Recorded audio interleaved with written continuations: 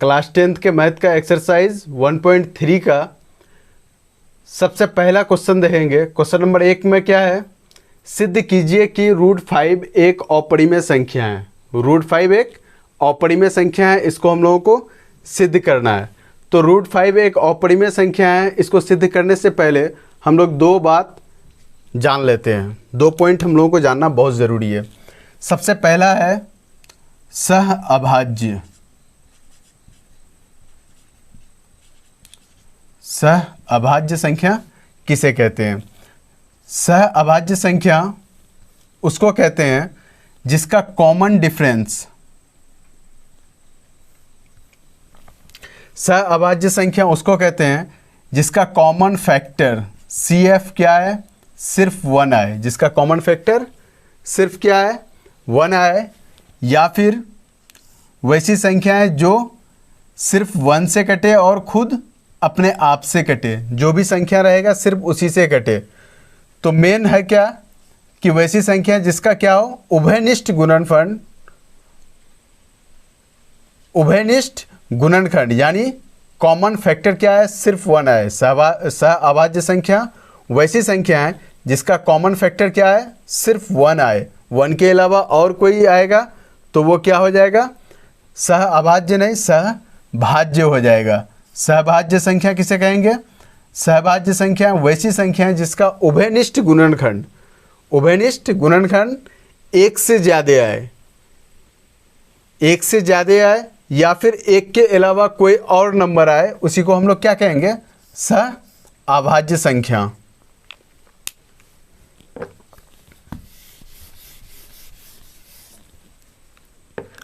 अब दूसरी बात यह है कि एक थ्योरम है, क्या है कि अगर कोई संख्या, मान लेते हैं P कोई संख्या है, अगर 5 इसको डिवाइड कर रहा है, भाग दे रहा है, पूरा पूरा भाग दे रहा है, तो मतलब ये है कि P² को भी ये 5 क्या करेगा, पूरा पूरा काट देगा, कंप्लीटली डिविजिबल हो जाएगा। जैसे फॉर एग्जांपल ले लेते हैं, मान लेते हैं कि 15 को क्या कर रहा है, 5 पूरा पूरा कंप्लीटली काट रहा है, तो क्या हो जाएगा, 15 का जो स्क्वायर है, क्या होगा, 15 का जो स्क्वायर है 225, उसको भी 5 पूरा पूरा क्या करेगा, विभाजित कर देगा, काट देगा। तो मतलब थ्योरम ये है, प्रमेय ये है कि अगर कोई संख्या किसी संख्या को क्या कर रहा है, पूरा पूरा विभाजित कर रहा है, तो उस संख्या के वर्ग को भी क्या करेगा, पूर्णतः विभाजित करेगा, कंप्लीटली डिविजिबल कर देगा, डिवाइड कर देगा। और एक एग्जांपल देख लेते हैं। सपोज 6 कोई संख्या है, उसको 3 क्या कर रहा है, कंप्लीटली काट रहा है, 3 दूनी 6, तो 6 के स्क्वायर को भी क्या करेगा, 3 कंप्लीटली काट देगा। कैसे, 6 का स्क्वायर क्या हो जाएगा, 6 × 6। अब 3 से अगर हम इसको डिवाइड करेंगे, भाग देंगे, तो ये क्या कर रहा है, 3 इस 6 को भी काटेगा, इस 6 को भी काटेगा। तो क्या हो रहा है कि अगर कोई संख्या किसी संख्या को काट रहा है तो उस संख्या के वर्ग को भी काटेगा। तो P कोई संख्या है, वो अगर 5 से पूरा पूरा विभाजित हो रहा है तो P का स्क्वायर भी क्या होगा, 5 से पूरा पूरा विभाजित हो जाएगा। √5 एक अपरिमेय संख्या है, इसको हम लोगों को क्या करना है, सिद्ध करना है। यहाँ पे हम लोग लिख लेंगे क्या, माना कि √5 एक परिमेय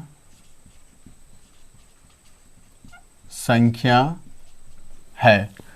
तो जब मान लिए कि √5 क्या है, एक परिमेय संख्या है, तो √5 को हम लोगों को क्या करेंगे, √5 को हम लोग क्या करेंगे, P/Q के रूप में लिख सकते हैं, क्योंकि कोई भी परिमेय संख्या क्या होता है, P/Q के रूप में होता है। और इसका कंडीशन क्या है, जहां क्या हो, Q is not equal to 0, Q 0 के बराबर ना हो, पहली कंडीशन।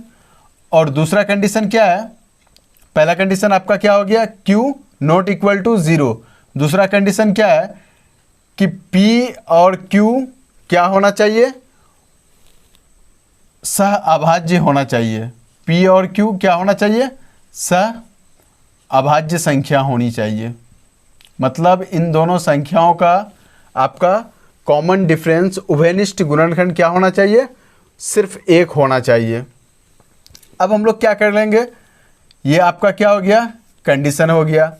अब इससे आगे हम लोग को क्या करना है, दोनों तरफ स्क्वायर कर देना है, वर्ग कर देना है। दोनों तरफ क्या करना है, वर्ग करना है। तो यहाँ पे हम लोग लिख देंगे दोनों तरफ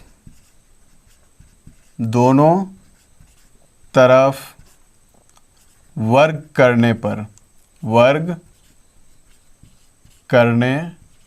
पर आप दोनों तरफ स्क्वायर करने पर भी लिख सकते हैं, कोई दिक्कत नहीं, या फिर स्क्वायरिंग बोथ साइड भी लिख सकते हैं। तो अब यहाँ पे दोनों तरफ हम स्क्वायर करेंगे, वर्ग करेंगे, तो क्या हो जाएगा, √5 का होल स्क्वायर हो जाएगा और इज इक्वल टू क्या हो जाएगा, P/Q का होल स्क्वायर। और जब हम इसके स्क्वायर को तोड़ेंगे तो क्या हो जाएगा, रूट मेरा कैंसिल हो जाएगा, रूट क्या होगा, रिमूव हो जाएगा।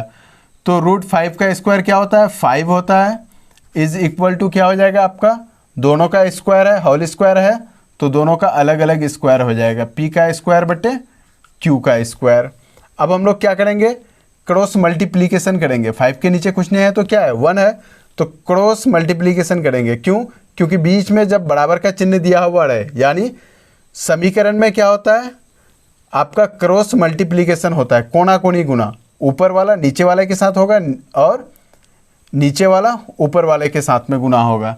तो यहाँ पे क्या हो गया आपका 5 × Q स्क्वायर बराबर क्या हो जाएगा, 5Q का स्क्वायर, और बराबर P को 1 से गुना करेंगे, P स्क्वायर को 1 से गुना करेंगे तो क्या हो जाएगा, P का स्क्वायर।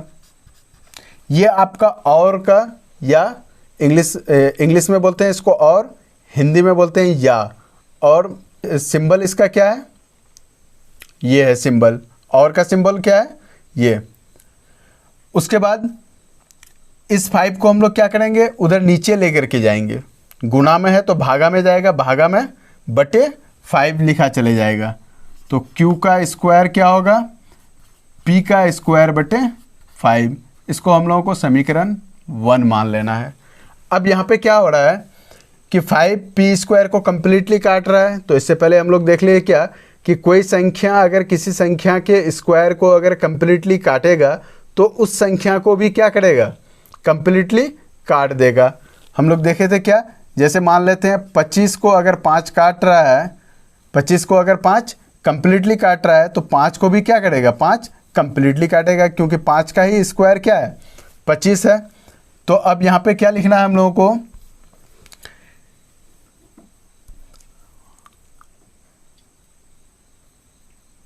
क्योंकि 5P स्क्वायर को पूरा विभाजित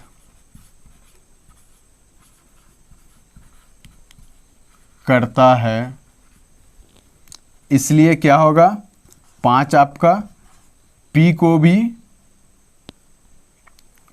5P को पूरा विभाजित करेगा। ठीक, 5 क्या करेगा, P को पूरा विभाजित करेगा। अब हम लोग को क्या करना है, P का तो हम लोग देख लिए, Q का भी देखेंगे, तब हम लोग को समझ में आएगा कि उभयनिष्ठ गुणनखंड एक ही है या फिर एक के अलावा कोई दूसरा नंबर है। तो हम लोग यहाँ पे क्या करेंगे, P को मान लेंगे। तो अब हम लोगों को क्या करना है, P को मानना है। माना कि P बराबर, अब P को क्या मानना है, तो P को हम लोगों को मानना क्या है, जो आपका रूट के अंदर में दिया हुआ रहेगा संख्या, जो संख्या रूट के अंदर दिया हुआ रहेगा उसी को हम लोगों को मानना है। और इसके साथ में आपको कोई एक अल्फ़ाबेट यानी चर लगा देना है, वेरिएबल जिसको बोलते हैं, वेरिएबल चर या कोई अल्फ़ाबेट, क्योंकि किसी अल्फ़ाबेट को ही हम लोग क्या कहते हैं, चर कहते हैं, मतलब जिसका मान फिक्स ना रहे तो उसी को हम लोग क्या कहते हैं, चर। तो यहाँ पे हम लोग मान लेते हैं ए। तो p आपको कैसे मानना है, p बराबर मानना है क्या, जो आपका रूट में दिया हुआ रहेगा। रूट 5 है तो 5 मानना है, रूट 2 दिया हुआ रहेगा तो 2 मानना है, और रूट 3 दिया हुआ रहेगा तो यहाँ पे 3 मानना है। और उसके बाद आपको कोई भी एक अल्फ़ाबेट यहाँ पे लिख देना है। अब यहाँ पे हम लोग मान लिए, अब p का मान हम लोग को रखना है समीकरण 1 में। तो यहाँ पे लिख देंगे p का मान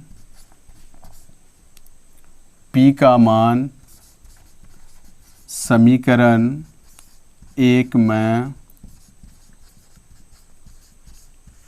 रखने पर, तो p का मान अगर हम समीकरण 1 में रखेंगे तो क्या हो जाएगा हम लोग का, q का स्क्वायर बराबर p बराबर कितना है 5a का आपका होल स्क्वायर हो जाएगा और बटे 5 हो जाएगा।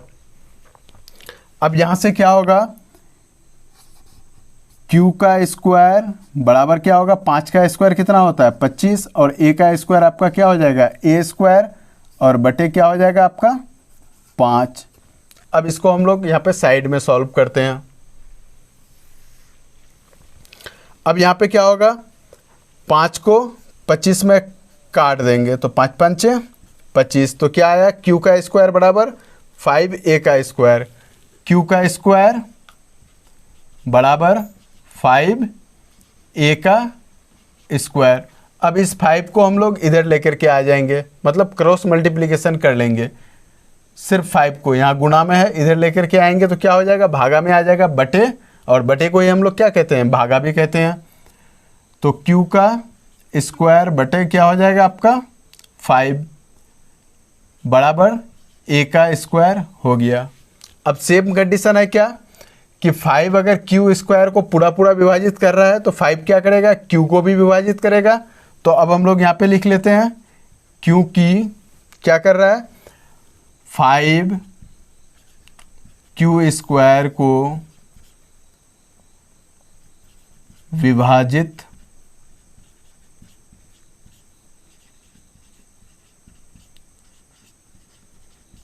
करता है, इसलिए 5 क्या होगा, q को विभाजित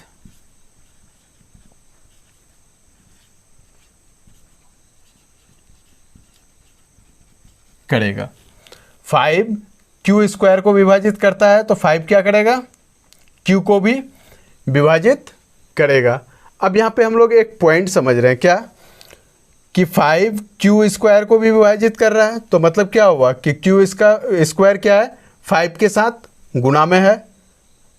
मतलब अब यहाँ पे क्या हुआ कि 5 क्या कर रहा है, q को पूरा पूरा विभाजित कर रहा है, तो q क्या होगा, 5 के गुणा के रूप में होगा।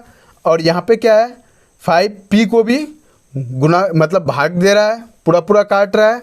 तो यहाँ पे क्या होगा कि p भी आपका क्या होगा, 5 के गुणा के रूप में रहेगा। अब यहाँ पे हम लोग समझ लेते हैं बढ़िया से, क्या कर रहा है कि p 5 से पूरा पूरा विभाजित हो रहा है, और q भी क्या हो रहा है आपका 5 से पूरा पूरा विभाजित हो रहा है। तो मतलब क्या हुआ कि p आपका कोई ऐसा संख्या है, p आपका कोई ऐसा संख्या है जो कि 5 के गुणा के रूप में है, मान लेते हैं गुणा के रूप में ये r हो गया। और q कोई ऐसा संख्या है जो 5 के गुणा के रूप में है, 5 के गुणा के रूप में रहेगा तभी वो क्या करेगा, 5 से पूरा पूरा कट जाएगा। तो मान लेते हैं ये s है, संख्या क्या है, s है, जो 5 से कट रहा है, मतलब 5 से गुणा हो रहा है। तो अब p के भी गुणनखंड में 5 आ रहा है और q के भी गुणनखंड में क्या आ रहा है, 5 आ रहा है। तो ये दोनों आपका क्या हो गया, उभयनिष्ठ गुणनखंड हो गया। तो अतः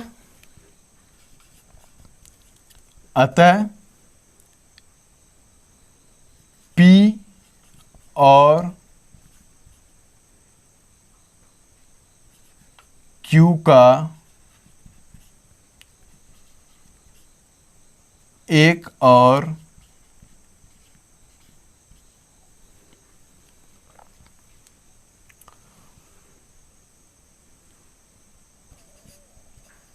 उभयनिष्ठ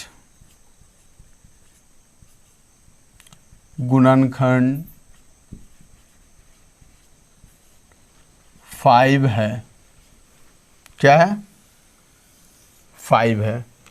तो अब क्या हुआ कि P और Q का क्या है? एक तो है ही उभयनिष्ठ गुणनखंड, एक के अलावा क्या है? 5 भी क्या है? कॉमन फैक्टर है। तो जब हम लोग क्या देखे थे सहअभाज्य में कि सिर्फ एक ही उभयनिष्ठ गुणनखंड होना चाहिए, सिर्फ एक संख्या एक होनी चाहिए। अगर एक के अलावा कोई और संख्या हो जाएगा उभयनिष्ठ गुणनखंड तो वो क्या हो जाएगा? सहभाज्य संख्या हो जाएगा। तो मतलब क्या हुआ कि हम लोगों का ये संख्या क्या है? सहभाज्य नहीं है, सहअभाज्य नहीं है। ये संख्या क्या है? सहअभाज्य नहीं है। तो हम लोग लिखेंगे इसलिए क्या है? P बटे Q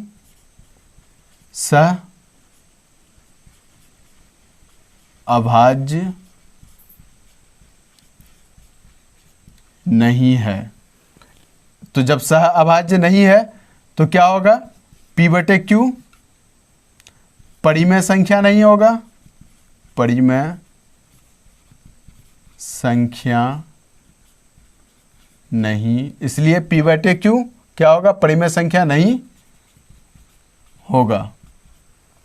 तो जब ये संख्या क्या होगा? परिमेय संख्या नहीं होगा, √5 परिमेय संख्या नहीं है, तो मतलब क्या है कि अपरिमेय संख्या है। अतः √5 क्यों लिखे? क्योंकि P बाई Q के बराबर ही क्या है? √5 है। तो √5 अतः √5 एक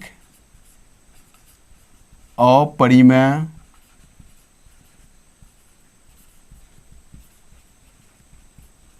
संख्या है। ये हम लोगों का सिद्ध हो गया। एक बार हम लोग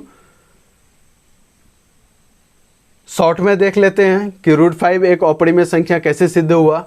सबसे पहले किसी भी संख्या को हम लोग को अपरिमेय सिद्ध करना है तो पहले हम लोग को क्या करना है कि उसको परिमेय संख्या मान लेना है। उसके बाद परिमेय संख्या का कंडीशन लिखना है। क्या?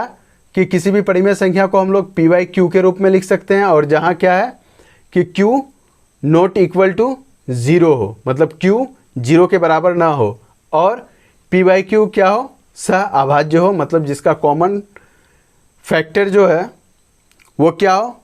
1 हो। उसके बाद क्या करना है हमको? इसको दोनों तरफ वर्ग कर देना है, स्क्वायर कर देना है। तो स्क्वायर करने के बाद क्या आया? ये √5 का स्क्वायर है तो 5 हो गया, और P बाई Q का होल स्क्वायर है तो P का स्क्वायर बटे Q का स्क्वायर हो गया। अब इसको हम लोग क्या किए? क्रॉस मल्टीप्लिकेशन कर लिए तो क्या हो गया? 5Q का स्क्वायर बराबर P का स्क्वायर। उसके बाद क्या किया हम लोग? 5 यहाँ पे गुणा में था तो 5 को उधर भेज दिए तो भागा में चले गया, मतलब P स्क्वायर बटे 5 हो गया। Q स्क्वायर बराबर क्या हो गया? P स्क्वायर बटे 5। इसको हम लोग समीकरण 1 मान लिए। अब यहाँ पे कंडीशन क्या है कि 5 अगर P स्क्वायर को पूरा विभाजित कर रहा है तो 5 क्या करेगा? P को भी पूरा विभाजित करेगा। उसके बाद हम लोग को क्या करना है? ये P का हम लोग कंडीशन देख लिए, अब हम लोग को Q का कंडीशन देखना है। तो हम लोग क्या करेंगे? पहले P को मान लेंगे।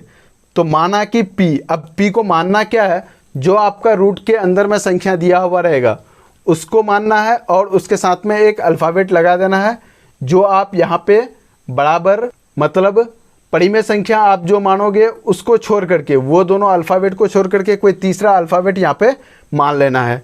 तो मैं यहाँ पे माना हूँ A। अब क्या करना है? P का मान समीकरण 1 में रखने पर P का जो आपका ये वैल्यू है ये क्या है? P इज इक्वल टू क्या है? 5 इंटू A। तो इसको क्या करना है? समीकरण 1 में रखना है। तो Q स्क्वायर बराबर क्या हो गया? P स्क्वायर है। Q स्क्वायर बराबर क्या है? P square. तो P का वैल्यू क्या है? 5A है, तो 5A रख दिया, होल स्क्वायर हो गया। अब इसको क्या किया? स्क्वायर तोड़े तो 5 का स्क्वायर 25 हो गया, और A का स्क्वायर A स्क्वायर हो गया। तो 25A स्क्वायर बटे 5 हो गया। 5 5 25, हम इसको कट कर दिए। तो फाइनली मेरा क्या आ गया? Q स्क्वायर बराबर 5A का स्क्वायर। अब इसको क्या किए हम लोग? 5 को इधर लेकर के आ गए, साइड चेंज कर लिए।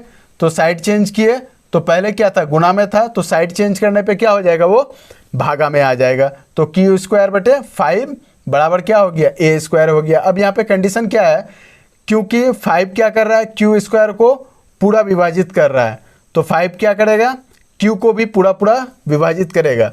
तो अब ये क्या हो रहा है कि ये 5 क्यू को भी विभाजित कर रहा है और वही 5 क्या कर रहा है, पी को भी विभाजित कर रहा है। तो दोनों जगह क्या कर रहा है, 5 दोनों संख्या को क्या कर रहा है, विभाजित कर रहा है। तो अतः पी और क्यू का एक और उभयनिष्ठ गुणनखंड क्या है, 5 है। क्यों, क्योंकि 5 क्या कर रहा है, पी को भी काट रहा है, क्यू को भी काट रहा है, तो दोनों में कॉमन आ गया ना। तो जब कॉमन आ गया तो क्या हो गया कि ये सह अभाज्य नहीं है। जब कॉमन दोनों में आ गया, क्योंकि कॉमन दोनों में एक ही आना था, सिर्फ 1 संख्या 1 आना था, तो यहाँ पे संख्या 1 के अलावा 5 भी आ गया। तो इसके अलावा 1 के अलावा अगर कोई और संख्या आ जाए तो उसको हम लोग क्या कहेंगे, सह अभाज्य संख्या कहेंगे। तो इसलिए ये क्या हो गया, पी बटे क्यू सह अभाज्य संख्या नहीं है, मतलब सहभाज्य संख्या है। तो इसलिए क्या हो गया, पी बटे क्यू परिमेय संख्या नहीं है। पी बटे क्यू क्या है, इसलिए पी बटे क्यू परिमेय संख्या नहीं है। क्यों, क्योंकि ये पी बटे क्यू क्या है, सहअभाज्य नहीं है। सहअभाज्य होता तब ये परिमेय संख्या होता, जब सहअभाज्य ही नहीं हुआ तो परिमेय संख्या कैसे हो गया, इसलिए ये क्या हो गया, परिमेय संख्या नहीं है। तो अतः क्या करना है हम लोगों को, जब पी बटे क्यू परिमेय संख्या नहीं है तो मतलब क्या है, अपरिमेय संख्या है। इसलिए अतः √5 एक अपरिमेय संख्या है।